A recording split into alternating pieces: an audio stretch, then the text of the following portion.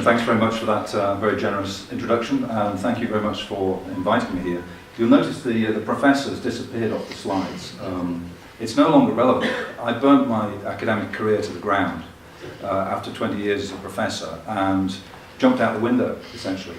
And I now run a company with 3 or 4 people, depending on how much money we've got at the time, and we're busy commercializing open data. And to be honest, the handle doesn't matter anymore. What matters is if you can make money. So I'm here to try to answer this question for you from the benefit of the experience we've had on our side in the UK.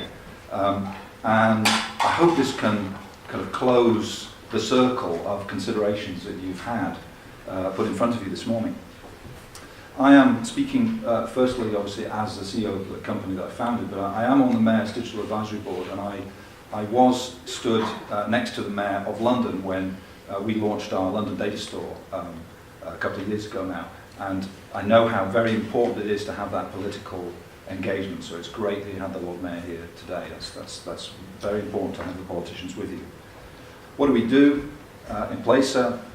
We're calling ourselves a data as a service provider, because we take that open data and we turn it into a service that application developers and users can consume, because there is a need for that kind of intermediation in the process.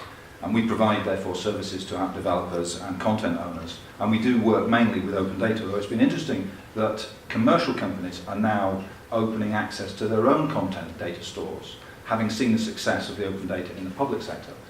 We've recently just done a large project for Pearson, the international publishing company. We built their APIs, essentially. So, SMEs and open data, what am I going to talk about? Well, what do SMEs bring to the table? Why SMEs in particular can benefit from what you are doing in releasing your data? What sort of achievements can we point to? What do SMEs need from you in government and the city to make sure they can exploit the data? Some UK experiences, some implications. Let's get started. What do SMEs bring to the table?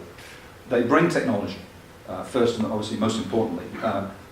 We in the SME sector are at the cutting edge of technology. We're bringing new application frameworks, we're bringing APIs, application programming interfaces. That's the ability of a machine to talk to a machine, to transmit the open data and push it out into apps and so on. What else can we do? We can bring expertise with business processes and data. It's not just important, obviously, that you open the data and it falls out onto the curbside. You know, someone has to use it for something. We tend to have, I think, in the SME sector, a real can-do attitude. We will climb any mountain, and we will do it generally for free, because we need to establish a reputation, we need to establish a footprint. And we'll work with dirty data. And I encourage you to release dirty data, and I love your ugly baby, because we want to work with that kind of stuff. That is meat and drink to us. Of course, SMEs are embodied in the city. And although I would contrast myself with Adam, he talked very much as a visionary, and he is a visionary. I'm talking as a street fighter. You know, I actually fought to get the data out there, and I'm now fighting to make money out of it. So hopefully our two contrasting perspectives are useful, but I'm embodied in London. I live and work and play in London. And you need your developer community here in Dublin to feel and smell and believe in open data just as much. How can we differentiate ourselves from IBM? How scary can you imagine it is trying to compete with IBM or Google or Microsoft? Extremely scary. But we are super efficient, highly responsive, and because I was tendering for a job a few years ago, and our overheads were 22% or something. You know, we were competing with a body that I subsequently discovered their overheads were 100%. So ask yourself how much of your money, if you're a purchaser of services, is going, where the rubber hits the road, and how much of it is going to, the back office. So sorry, I have to say that at this point in time. Obviously, we're here to think about, in the context of Dubl, you've got the data store, now let's make the apps. That's what we've got to do. Now, why can SMEs particularly benefit from open data? Well, open data markets are immature. Where there's a market for exploiting open data, there are very few incumbents there. That's great for SMEs because we don't have to then challenge an incumbent. So actually, one reason I'm stood here, on any kind of par with IBM is because actually nobody's done it yet. And we could grow very quickly. Your SMEs here in Dublin, if they have a truly kind of liberalised market, they can grow really quick, and then they can start exporting. And that's the kind of growth that you need, to power the economy. So SMEs can do well when the market is immature. Also, of course, open data is free. We've noticed that.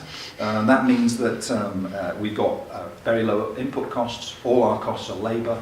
Labour can be provided in a variety of different ways, can incentivise in various different ways. Keep startup costs low. Don't lose sight of that. Charging for data will kill off SME interest, and I'll come back to that later. Open data, of course, also creates open business. Open business models are collaborative and service-oriented. Actually, we're not trying to sell the data by the pound. We're actually trying to sell it with service associated with it, and to create relationships. And so, because we have open data as an input, we're also able to work with open communities like OpenStreetMap that have made a free map of the world. We can join up with that very, very easily. Much more difficult to join up commercial logic with OpenStreetMap if you're a fully commercial operation. And of course, you have to think, where are you positioning yourself on this open data spectrum? The all rights reserved end of the spectrum, or the fully public domain end of the spectrum?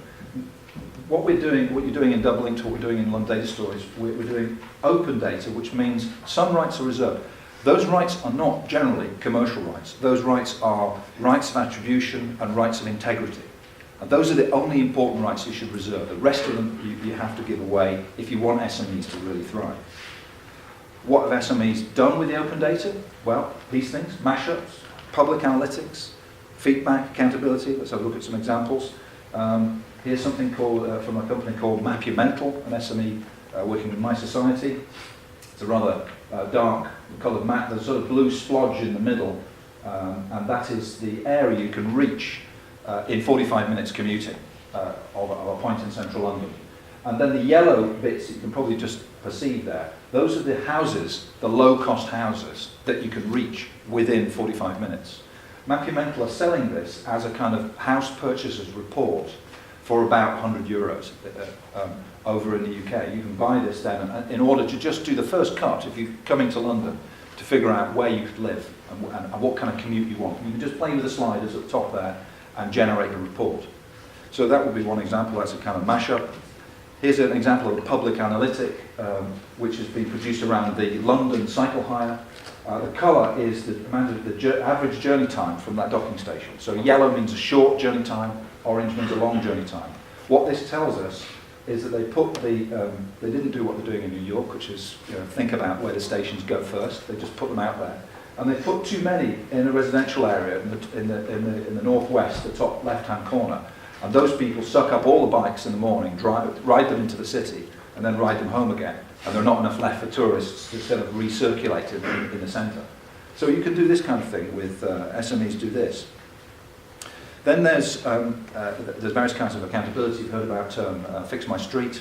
Then there's also now in UK Fix My Transport.